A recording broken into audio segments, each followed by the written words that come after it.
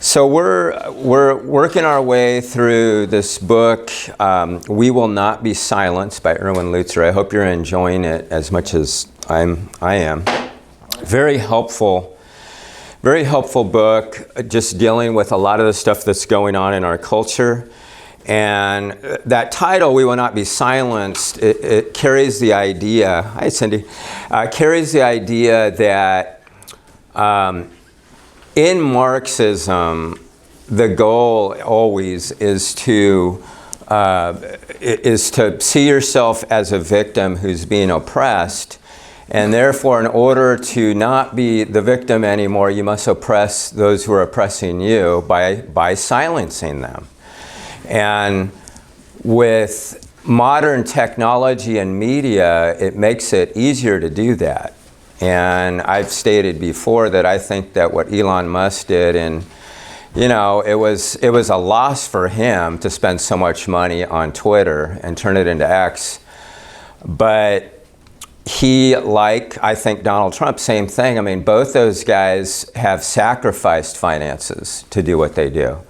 Whereas the Marxists that are in American government have all made a lot of money by going into politics. And I just think those are the facts. You can see it. You can see the records of their bank accounts and how they've made money. And I hope that's one of the things that Doge does is that not only does it discover these things, but until people are penalized for crime, the crime will continue. But this is what happens when corrupt people are in power. When corrupt people are in power, they maintain control by punishing people that don't think the way they do or believe the way they do or so forth. So throughout history, you've had just this incredible battle that has taken place since the Garden of Eden. And so today in the worship service, and we're going through the book of Genesis, and we're talking about foundations. And today I'm going to do a review of some of the foundations that we've covered. But really, all the foundations are based on what does God say? Who is God? What's his character and nature? What has he commanded us to do and not to do? And welcome back. We've missed you. How does he want us to live? What's the meaning of life? Why are we here? What's our purpose? And so forth. And so all those things delve into the fact that there is an authority in our life. And those of you who are in systematic theology or historical theology, we're looking at authority this week. We did that yesterday in systematic theology, and this coming Saturday we're also going to look at authority. And so everybody points to some authority, but in our culture, the authority tends to derive not so much from truth overall in culture, but who's in power, who's in control. And that's incredibly dangerous, and we saw that in the Garden of Eden. That in the Garden of Eden, you've got three primary characters that are going at it early on. We don't know how early. We don't know how soon after Eve was formed out of the rib of Adam. And so God creates Adam and then he creates Eve. We don't know how long the time transpired. It doesn't say between their walking with God and listening to God and fellowshipping God until they actually sinned. And yet, a character shows up, a fallen angel, who is Satan, in disguise as a beautiful snake. And he says, did God really say? He questions God. He questions God's authority. He puts doubt into the minds of Adam and Eve and what he's doing is he's saying, you really need to consider whether or not to follow God, because how could he forbid you? Look how beautiful that is.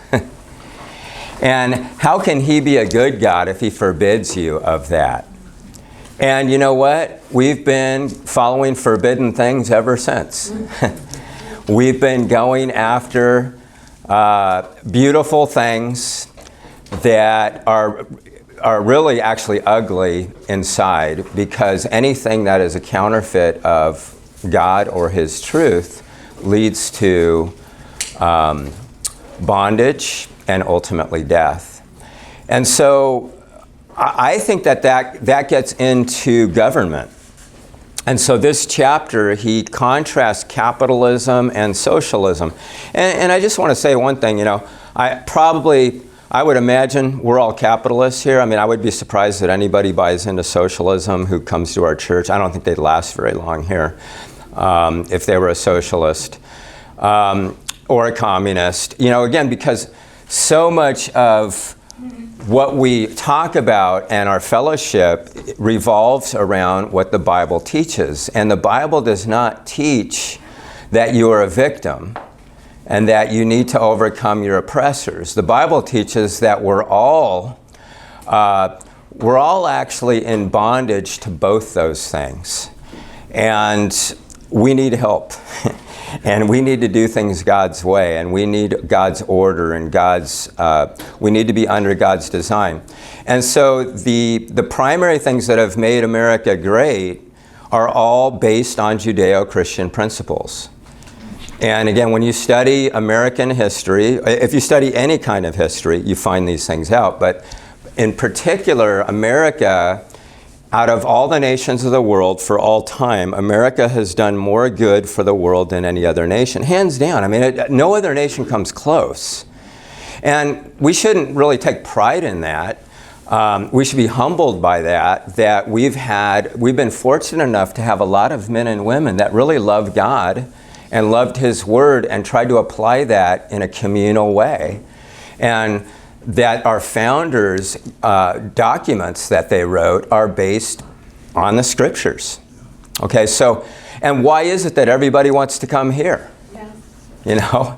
Everyone all over the world wants to come. As much as people here that grow up here complain about it, where else are you going to go? I'm still waiting for all these movie stars that said they were going to leave our country. They haven't yet, as far as I know. It's all talk, no action, because where are they going to go? And so again, so when we talk about capitalism and socialism, it can be considered controversial. And honestly, I don't care. I don't care about being controversial. If I can defend something biblically, or I think the Bible defends something, I'm going to defend it. If I think the Bible is against something, I'm going to be against it. If I think the Bible is for something, I'm going to be for it. And if people don't like that, tough. You got to take it up with God. Okay, He's the author of Scriptures. So let's go ahead and dive into it today. Again, I was planning on doing 2 chapters per session, but this one was such a biggie, I just decided to do this in one shot because there's a lot to talk about here. And then hopefully next week we're going to cover the last 3 chapters of the book. So I'm going to we'll see how I do with that. But again, just as a reminder, next week we're meeting, but then we're not meeting the last 2 weeks of March. Dana and I are going to be away, so we will not have Deeper Dive. Okay, this is from chapter 7, and again, the title is Capitalism is the Disease, Socialism is the Cure. And I'm just going to read these bullet points and discuss them. First, most people who advocate socialism usually don't know how to define it. What's wrong with this statement? For them, it is summed up by the word free. Socialism would provide free college, free health care, free retirement income, a guaranteed job, and a decent living. Allegedly, in a socialist world, no one would be left behind because the government would assure income equality. And, I can't remember if it was in here. I think it was. But somebody said this, and I'm pretty sure I had the quote in here, but I just want to go ahead and bring it up now. But one of the problems with socialism is that you run out of other people's money, okay? And what I did is in the back, I just want you to go to pages 4 to 6. I actually had to cut out about 3 pages of resources, but I gave you, a little over 2 pages of resources on just the issue of socialism and Marxism. And there's 2 books in here that I want to highlight. One is on page 6. It's the second book there. And I'm sorry for the title. I don't like to use crude language. I try to steer away from crude language, but I can't help the fact that these guys titled their book with a crude title. But their title is Socialism Sucks. 2 economists drink their way through the unfree world. And Robert Lawson and Benjamin Powell wrote this book. They're both economists that teach at Ivy League schools, but they're conservatives. And they're conservative economics professors in a sea of liberalism and Marxist professors. So they met at an economics, like when you're a professor in college or even as pastors, you have conferences and you go to these things and you meet up with people that do what you do, and there's themes that are related to you, and you get to interact with people that do what you do. And so these guys met at an economic conference for professors of economics, and they discovered that they're not believers. They're not, as far as I know, they're not Christians, and I don't think from their language in this book that they are Christians. But they met and they discovered 2 things. One is that they were probably the only conservatives at the conference.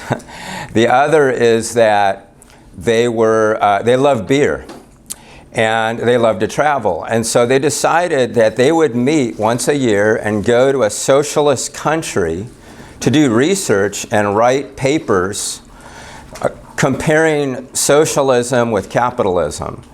And then sort of have fun going to pubs and trying the different beers from that country.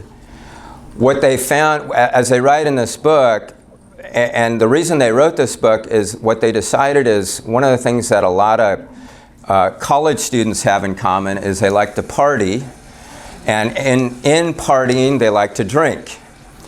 And so they said, let's write a book about our experiences with beer, because that'll draw in the college students. But what we're going to do is we're going to teach them why socialism is bad. And what we're going to do is we're going to go to the so-called models of socialistic countries around the world, and we're going to experience them for ourselves. And what we're going to use as a modus operandi is, how does this country handle their beer sales, and what kind of beer do they offer?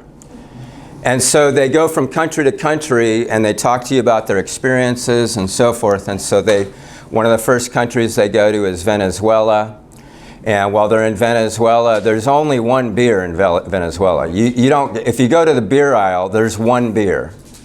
When they were there, there was no beer, because there was some kind of problem with the farming industry. I don't remember, they write about it, but basically they go to Venezuela, they're going to drink beer, and they can't find beer anywhere.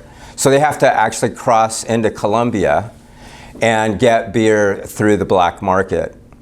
And then as they're bringing it over, what's happening on the borders, there's all these people that are carjacking cars, and they're trying to steal their beer from them, along with other products that they can't get in Venezuela. And what they do is they go to Venezuela, they go to Cuba, they go to Russia, they go to all these different countries around Sweden, and all these countries, especially the Scandinavian, they say these are such great countries. And so getting back, if you go to page 1, again, getting back to it, this whole idea of free college, free health care, free retirement income. The reality is none of that's free. Somebody's paying for that, okay? And what that means is in all of those countries, taxes are incredibly high.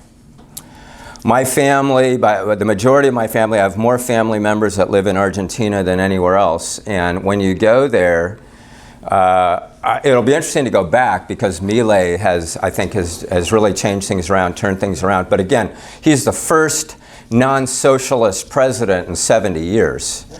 So a lot of damage has already been done in Argentina. But my cousins who have done well, they've worked really hard, but they've done well. But what they have to do is, as soon as they get paid, they can't get the money they need from the bank, and they have to go. Everybody there who's in business has connections that are basically black market people that can get you dollars. And they have to immediately transfer pesos to dollars because as soon as they get paid, the currency is already devalued by the time they move from point A to point B.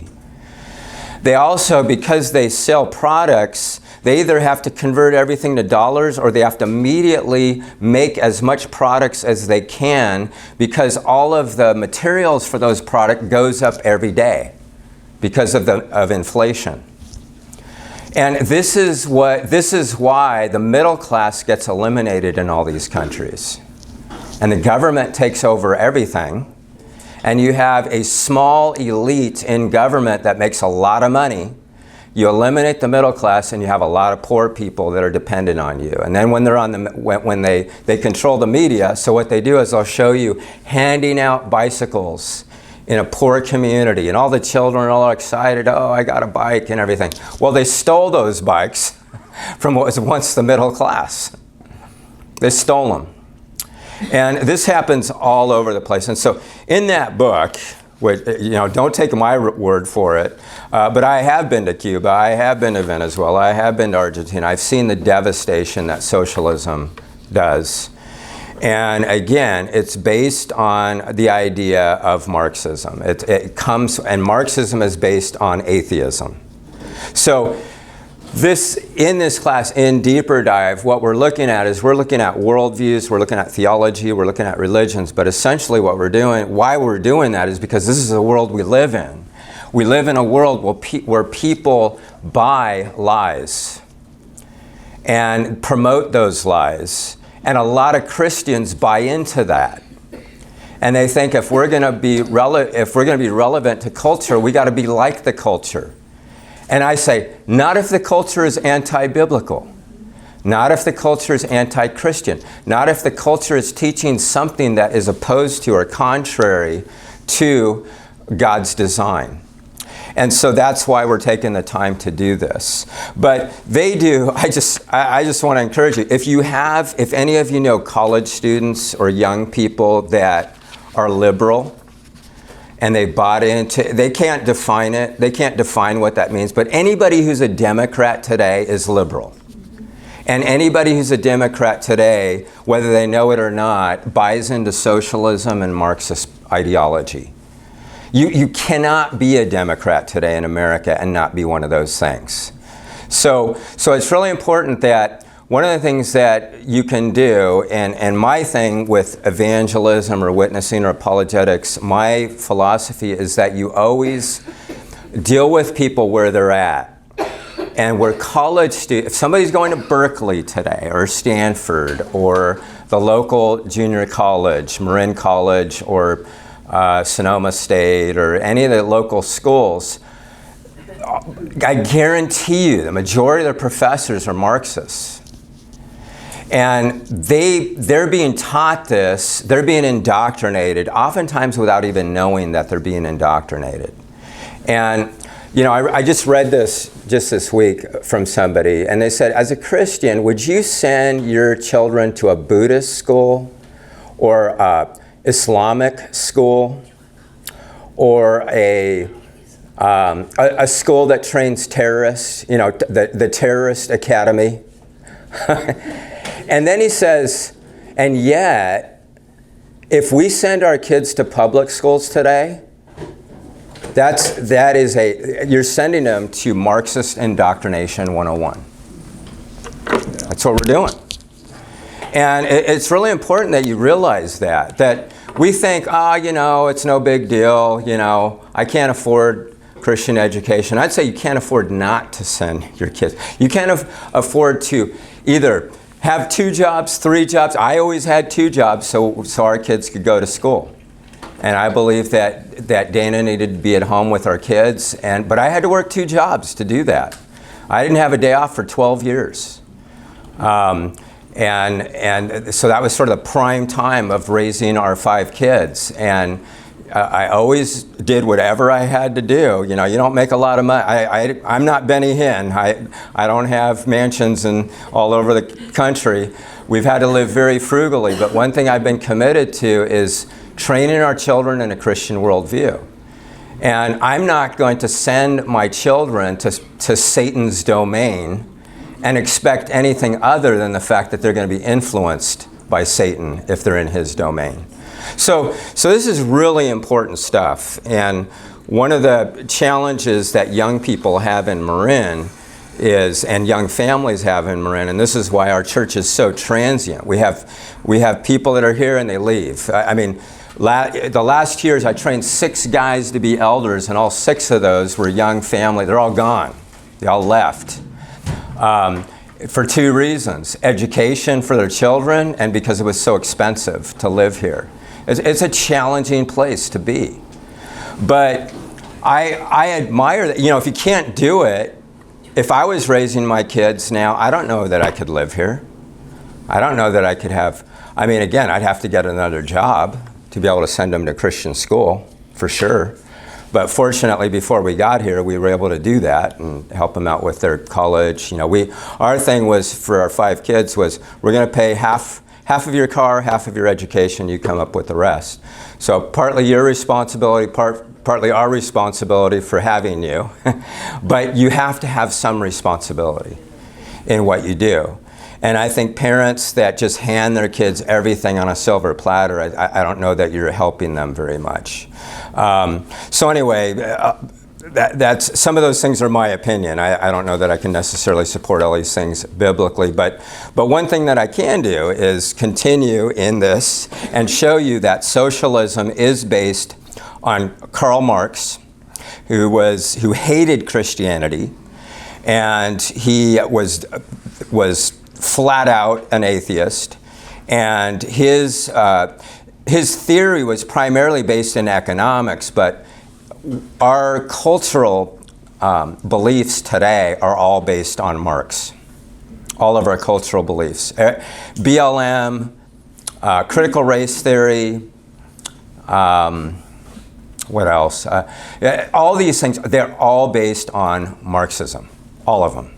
Okay, the philosophy, the ideology, the worldview, everything would not exist if it wasn't for Marx. You can trace all of this back to Marx.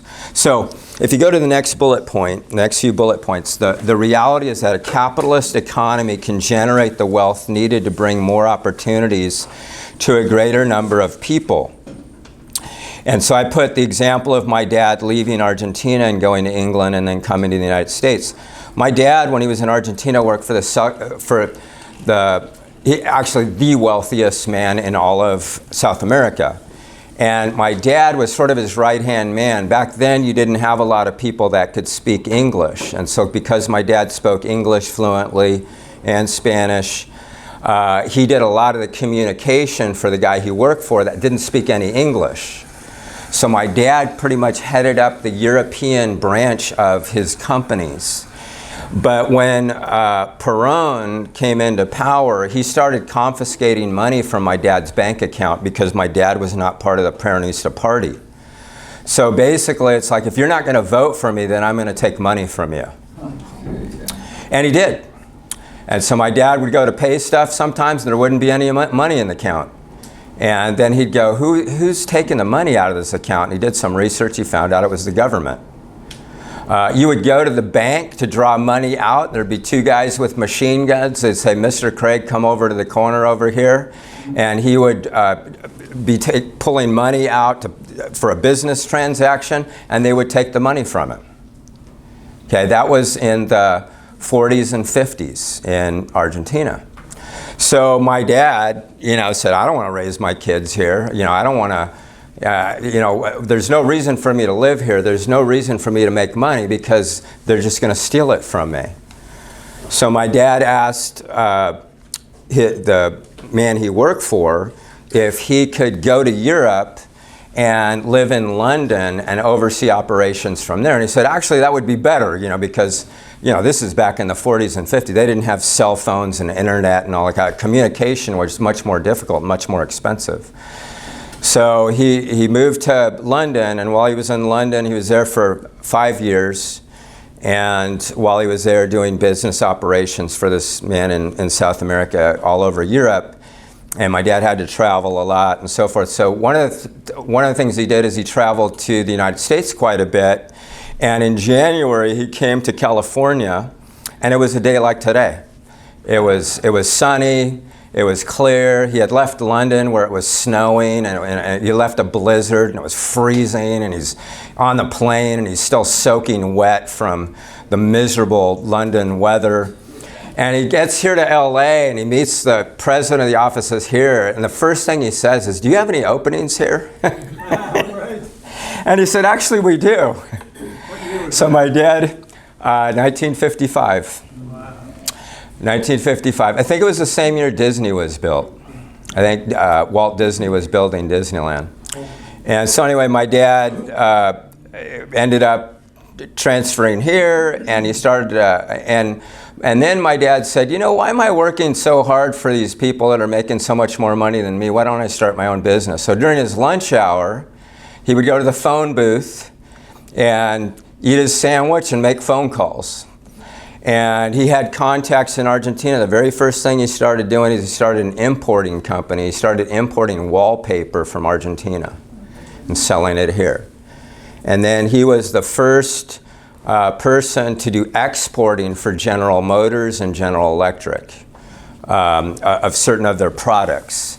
He started an import company, then he started an exporting company. And then once he started making more money than he was making at his work, he left. And then he did that the rest of his life. But I want to use my dad as an example because I'm grateful that my dad left Argentina. Because if he would have stayed, I would have been born there. And who knows what would have happened to me. Who knows what kind of opportunities I would have had growing up in a socialist country where 90% of the people are very poor. And people that are either middle class or upper class ultimately either end up leaving the country because, again, they're being stolen from. And the main ways that socialists steal is taxation. But in a lot of these companies, these people are so corrupt that they literally rob from you. Not just taxes, but they'll take money out of your bank account. They'll confiscate your business. They will blackmail you. And in Argentina, 25,000 people during my dad's time before he left disappeared, never to be seen again. One of them was his best friend. There's all kinds of guesses as to what happened to these people. Most people think they were taken in government planes and dropped over the ocean and just killed. But they would be kidnapped in the middle of the night. My dad's best friend, his wife called my dad in the morning. She told him her husband was gone. She never saw him again. Never heard from him, never saw him, gone. Why? Because he opposed the government. Okay, this happens in governments all over the world. It doesn't happen to it never happens to governments like ours that have that are either part of a republic or a democracy or are capitalistic, because the free market allows people to compete, so there's competition, and if you're willing to work hard and put the effort into it, you can be successful. But what socialism does is it eliminates the free market. And I just think that, I think you can defend this biblically. I'm not going to take the time to do it, but if you want to read Wayne Grudem, a lot of you are studying Wayne Grudem, systematic theology with me. He wrote a whole book on politics. And I think it's close to 1,000 pages. But the whole book is what the whole Bible has to say about politics. And he makes the case for capitalism in the book based on the scriptures. So if that's your thing, if you're really into politics, that would be a good book for you to go to. It's also available on Audible. You can actually listen to the whole book on audio as well. All right, let's keep moving. Karl Marx philosophy was based on the beliefs that, number one, matter is the final reality, that is materialism. There is no God nor a human soul that survives the death of the body. So this is it. We only go around once. Two, economic forces propel history ever onward and upward. So he believed that economics were advancing and not, and what's interesting about that again is socialistic companies and communistic countries don't last. They fall. They cannot sustain themselves. Again, why? Because you're using everybody else's money and ultimately you run out. Because all the money makers end up either leaving the country or you've taken away the incentive for them to make money. In Cuba, I don't know if you realize this, in Cuba, if you're a medical doctor or a janitor, you have the same salary. So why in the world am I going to go to 11 years of medical school when I could just take out the trash and make the same money? And that's the mentality. So there's no incentive for people to work hard because you don't get rewarded for it. That's the way it is in Venezuela. And what happens in these countries is people end up starving to death. And they end up killing each other over a sandwich because you're starving to death. That's what happens. Okay. So I'm just blown away that these people have taken hold of our professorships in our universities and public schools, but they have. And that's why we have this incredible contrast between Judeo-Christian worldview and the Marxist worldview. And these are constantly going to be in clash because they're polar opposites in almost every way. Okay, the next point, yeah. So I'm just thinking about in China. Yeah. Why in these societies do they want to kill the intellects? Why does the violence seem to target them first? Because I think they're the primary influencers, the educators, and that's why they go after children. And this is why even in America, any socialist country or communist country, any country that's based on Marxist ideology, you have to destroy the institutions so that there's no free thinking, that there's no teaching that contradicts your indoctrination. And the best way to do that is you also have to destroy the family. Because we're going to teach that, this is what they're going to teach them in our public institutions, but we can't stop there. We have to take over their kids. And so therefore we destroy. That's why there's such a move towards transgenderism and gay ideology, queer theory, is the destruction of the family. And again, like if you're in Marin, I mean Marin's got to be one of the most difficult places to have a traditional Christian family where the dad wants to provide for his family so that if they have children, the mother could stay at home and her primary responsibility is to disciple their children. That's very difficult in Marin. There's very few people that can do that because, as you know, you got to make a lot of money anyway in Marin. Even as a single person, you have to make a lot of money. But if you're responsible for a whole family in Marin, it's very expensive. So I don't blame people that come here and say, I can't live here. I can't, we had somebody leave just a year ago who sold their house, was able to pay cash for where they went to another state, and all their kids now they were homeschooling, and now all their kids can go to Christian school. And they can afford all that now. They couldn't afford that here. It was very stressful for them here. So again, what Marxism does is it says, and again, I don't know how intentional and strategic it is. I wonder how demonic it is. I wonder how many of these people are influenced by demons. Because basically, if you whittle it down to everything they do, it's contrary to the scriptures. Everything. You destroy man as male, and you destroy humans as male and female.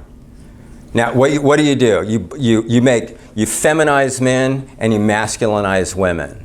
You say there's no distinction between the roles of the man and the woman. You say that marriage can basically be anything.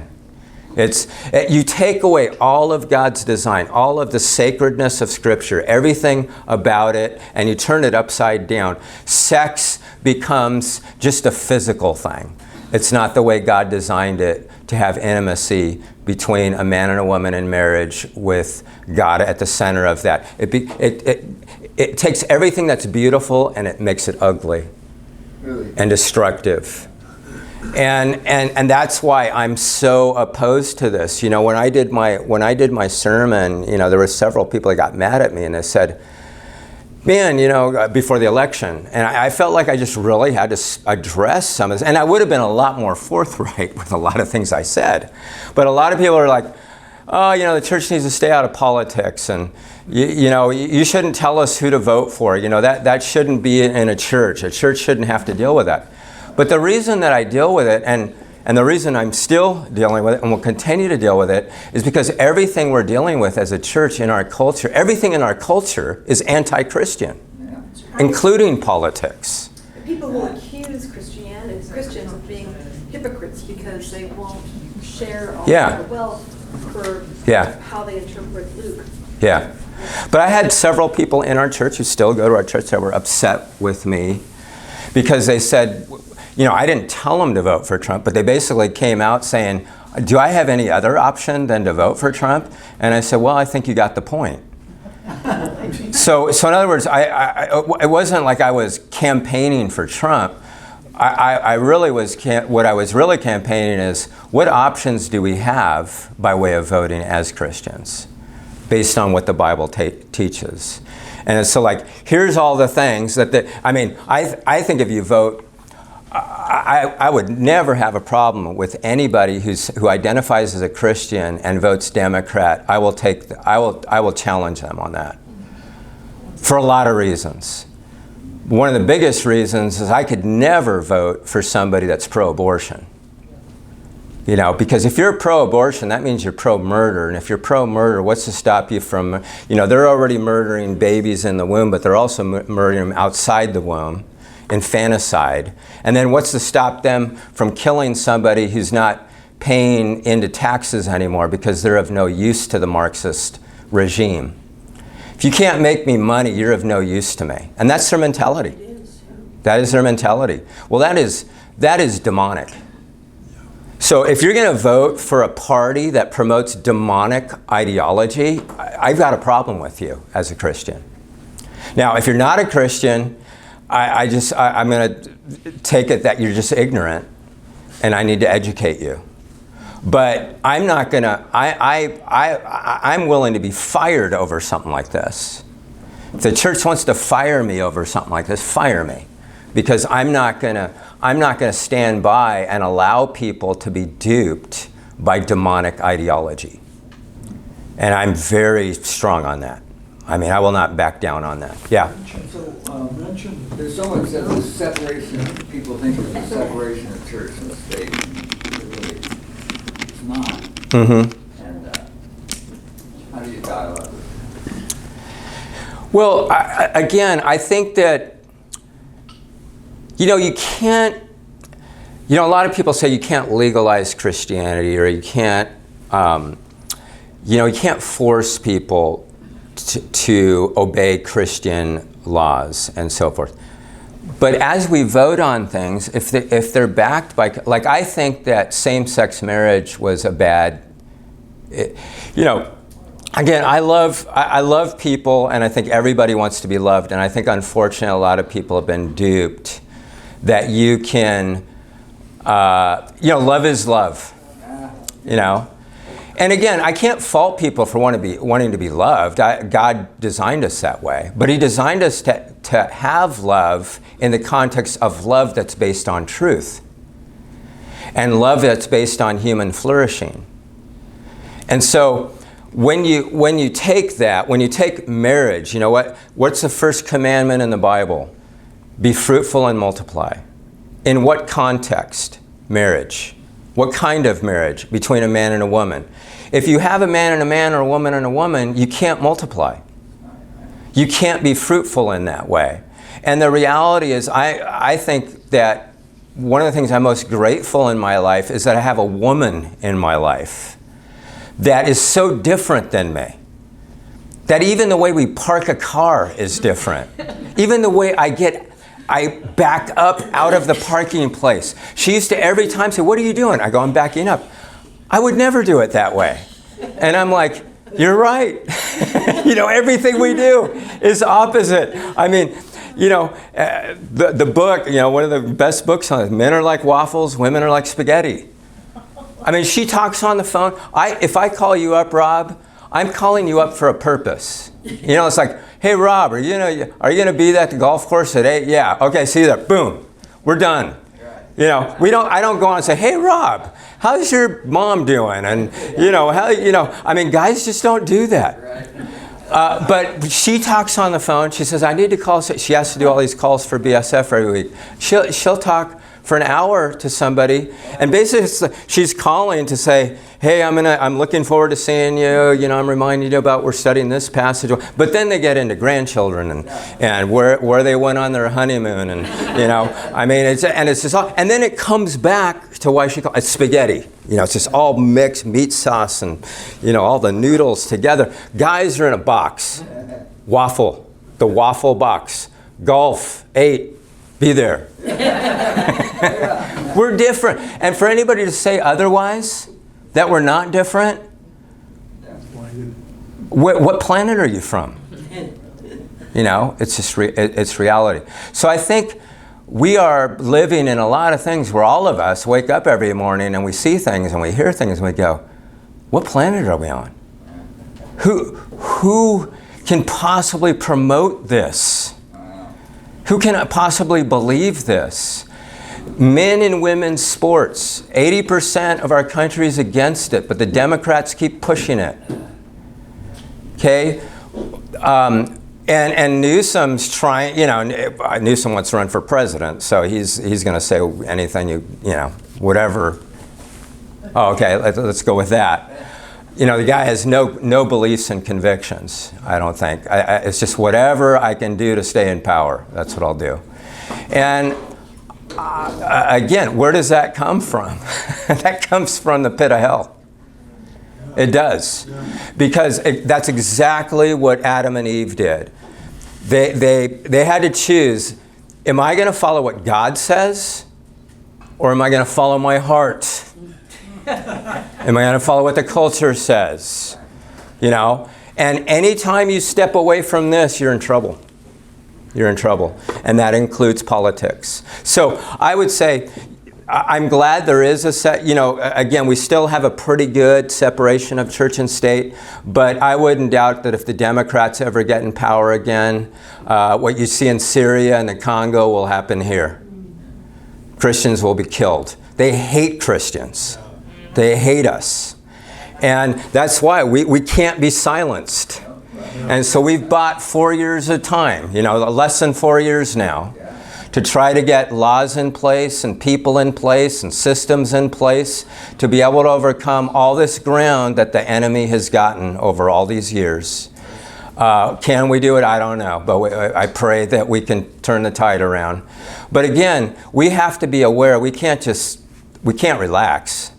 We can't just sit in a lazy boy and go, what can I do? We've got to be really active on this front. And it is a spiritual battle that we're in. Lives are in the balance. Lives are at stake.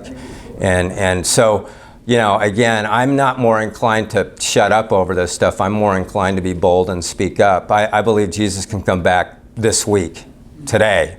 The time is short. We got work to do. But we have to tackle this stuff that is from the pit of hell that's all around us. And that's influencing our kids and our grandkids and future generations. And most people don't realize this and understand No. this. So that's why I'm talking so much about it. I mean, you're going to get sick of hearing about Marxism. But you have to hear about it. You have to know all the nooks and crannies where this is coming from because it's affecting all of us. And for no compromise. Yeah. Right. Absolutely. Yeah, this guy, Lutzer, is a tough one. Oh, yeah. And wonderful for the Christian body. Mm-hmm. We need more like that are going to face these things head on. Yeah. And again, I mean, my view is when there's evil around you, you have two choices. You can do nothing. And I think doing nothing is a mistake because an evil continues. You know, it's just like we've all faced this where you have to confront somebody who's living in sin. Every single one of us have had to do this. If you like confrontation, there's something wrong with you. Okay, I'm just going to say that up front. Nobody has the gift. There's not a spiritual gift of confrontation. However, there is a responsibility for each of us to confront sin. Yeah.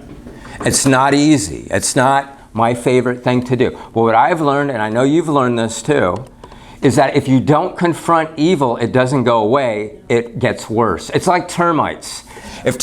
We had a door like this in the church I was in San Diego. It looked just like this. And one day I pushed it up, my hand went through the door. Through both sides of the door. It had completely been eaten out by termites. That's our country. That's our country. Our country, if it was a door, it's hollow inside because it's been eaten by the Marxist termites. And we've got to do something about that. We have to speak about it. We have to write about it. We have to make videos on it. Brian, by the way, you guys, and Brian probably doesn't want me to do this, but I'm going to do it anyway, Brian. But Brian's been doing these really cool videos. What's your video channel, Brian? That's my name. Brian Chu. And so if you type in Brian Chu on YouTube, he's got like 46,000 followers. And every day, I don't know how he does, he's prolific. Are you sure you have a job, Brian? Or you just do videos? But I can't keep up with him. He's putting all these, but they're great videos. And he's just putting together just scripture on different topics. Hell, money, marriage, I mean, all kinds of stuff. And it's great.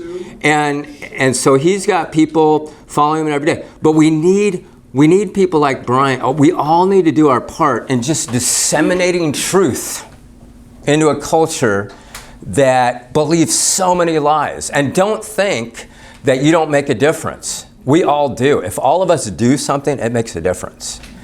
And we have to combat, I almost feel like, I believe with all my heart that if you're on Israel's side, you're good. Israel's small, but Israel has a big God. Amen. The Islamic world is big, but they have they don't even have a God. They have an idol that can do nothing because it is nothing.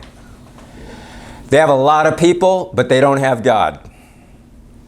We have not as many people, but we have a big God.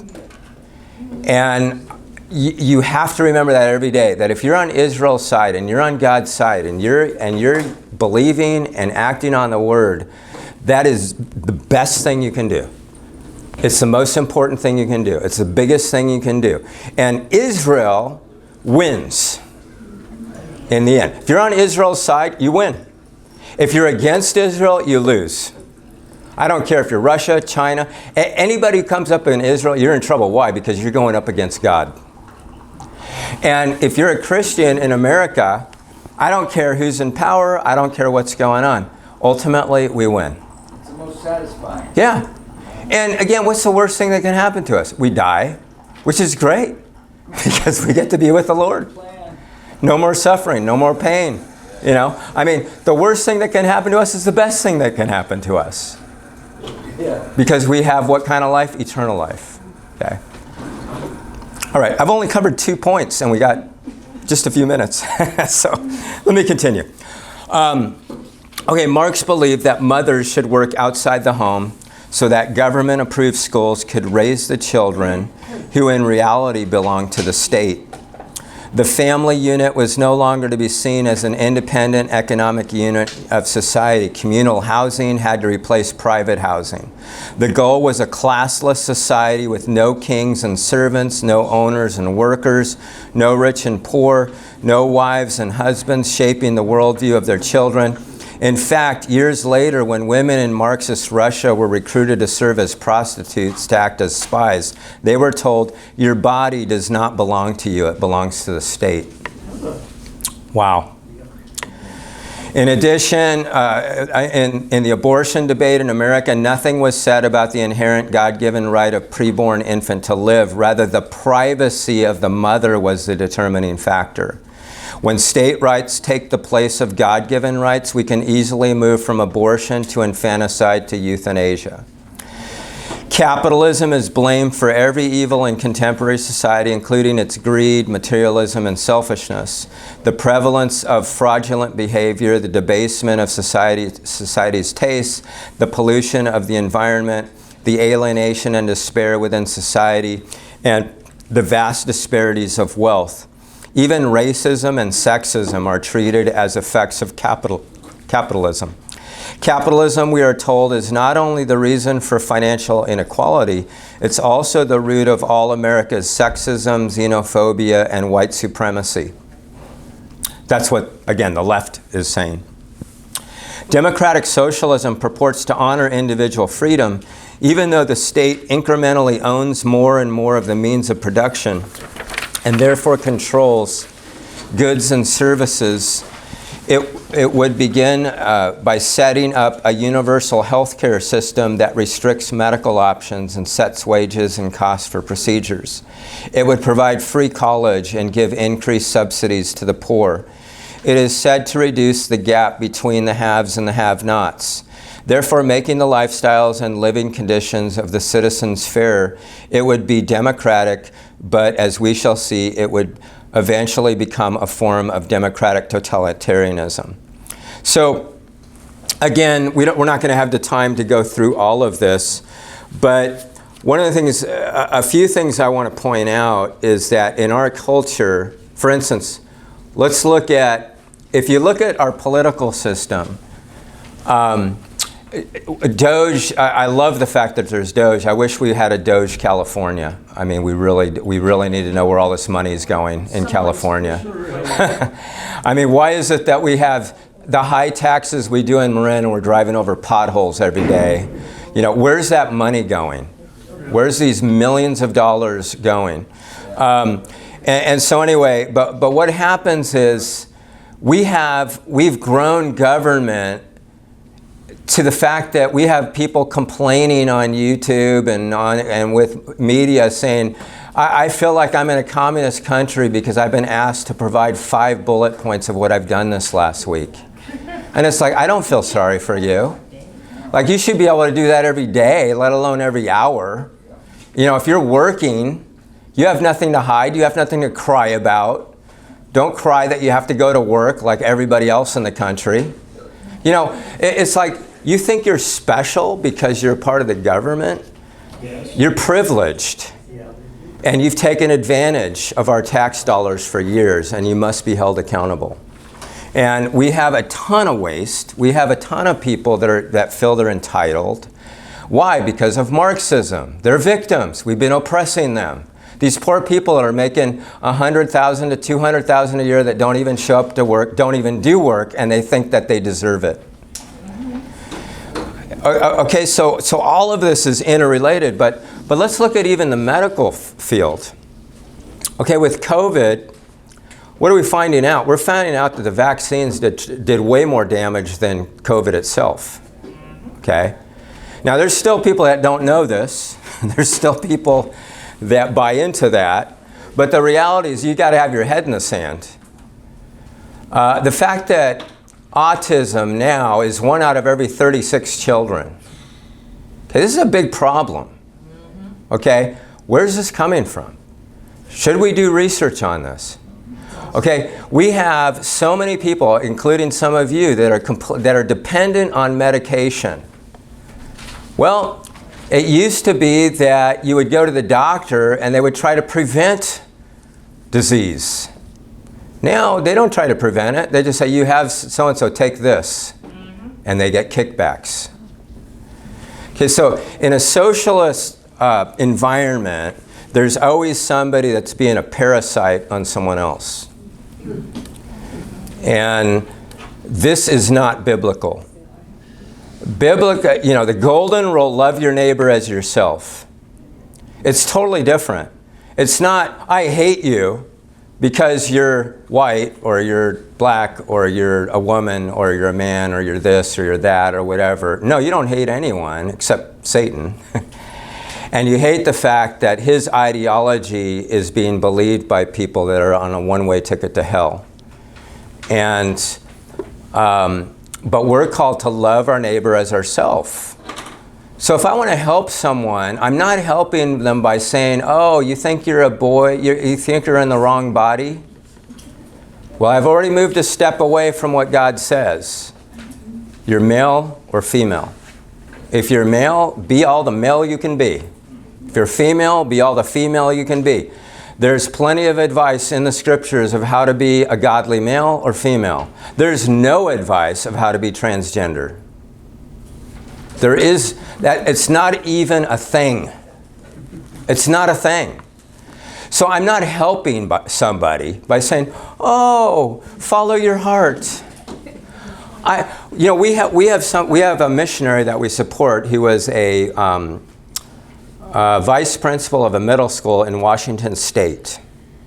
And when they left their school, it made the news that a student in their school identified as a cat. So a 7th grader student identifies as a cat. So while the teacher is teaching, this cat, this human being, that I can't remember if it was male or female, identifies as a cat. Looks like a cat. Has had surgery to be able to develop cat ears and a cat tail. They eat food that's in the corner that's provided for the cat. And when they go to the bathroom, there's a litter box there for them to go to the bathroom. That is sheer... I don't even know how to even talk about this without just going, what in the world is going on? But you know what? If the school went against that, they would be sued, and the parents would win in our culture today. Okay? This is what we're facing. Where does that come from? Marxism. Where does Marxism come from? Atheism. Who's the proponent of that? Karl Marx. Who's the most influential person in America today? Karl Marx. He is. And we need to turn that around. We need to turn that around. All right, well, if you're watching, you have the rest of the outline there that has this in there, and you guys can, if you're reading the book, all this stuff came from the book. But I just wanted to cover a few things there.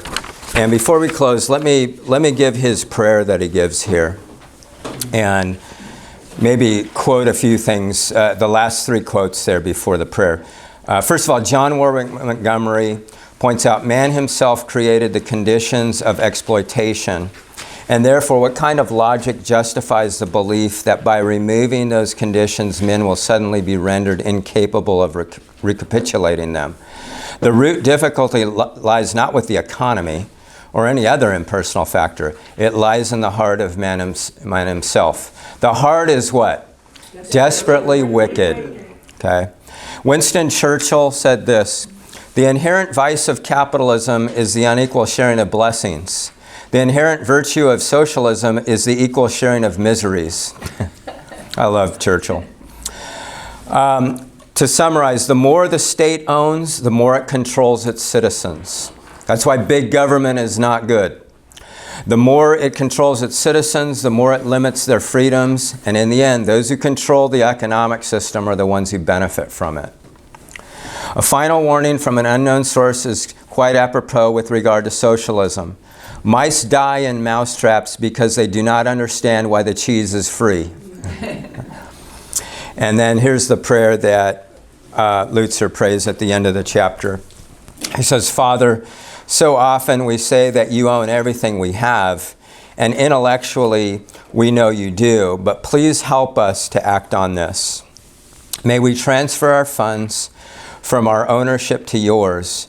May we genuinely acknowledge that you are Lord and seek your guidance on how to best use what we have so that it may reap eternal good. Let the words, lay up for yourselves treasures in heaven, Matthew 6:20, be our motivation, our motto, and our glad mandate. Let us remember that stinginess is a denial of the Christ who generously, freely gave himself for us.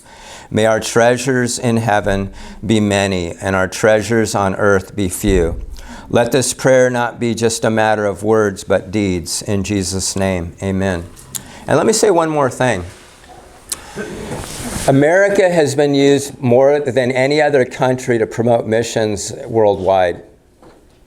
It would not be possible if we were a socialist country. We wouldn't have the money to do it. And the government wouldn't want the money going to missions. The government would tax the daylights out of us, and it would go to benefit the elites in government and whoever their cronies are, whoever their team is. And so the fact that we've lived in America for all of us is an incredible blessing in so many ways. Let's not take that for granted, and let's do everything we can to provide that same America for our children and grandchildren. Okay, it's worth the fight. And again, this is still the greatest country on earth by far. Nothing comes close.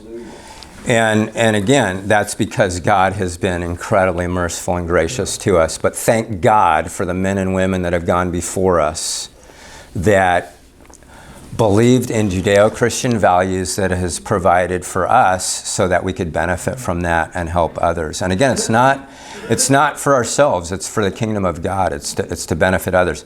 Still to this day, even though we're not sending out as many missionaries, I think there are some countries that have surpassed us by way of sending out missionaries, but they're still using our funds. America is still the most giving country, and Christians in America are the Christians that give more than any other country. And what a blessing that is. But again, just know that wouldn't be possible if we were a socialist government. Okay. This is something that I face with every pastor I coach around the world. They all need money. And I always tell them right up front, I say, I'm not going to give you any money. If you want to have a relationship with me, I'm not going to give you any money. I'm going to train you, but I'm not going to give you any money. There's plenty of other organizations that do that. But what I am going to do is I'm going to help you to be the kind of pastor that I think you need to be to make a difference for your church and your community. But you need to depend on the Lord. And you need to pray to the Lord, and He knows what your needs are, and He's going to meet your needs if you're doing what He wants you to do. But I'm going to help you to be and do what God wants you to do. But don't see me as an endless money supply. And I have to do that with everybody I coach. There are more people I say no to because what I find out is what they really want is they want money. But I think it's interesting that no matter where you go in the world, where are they getting the money from? United States.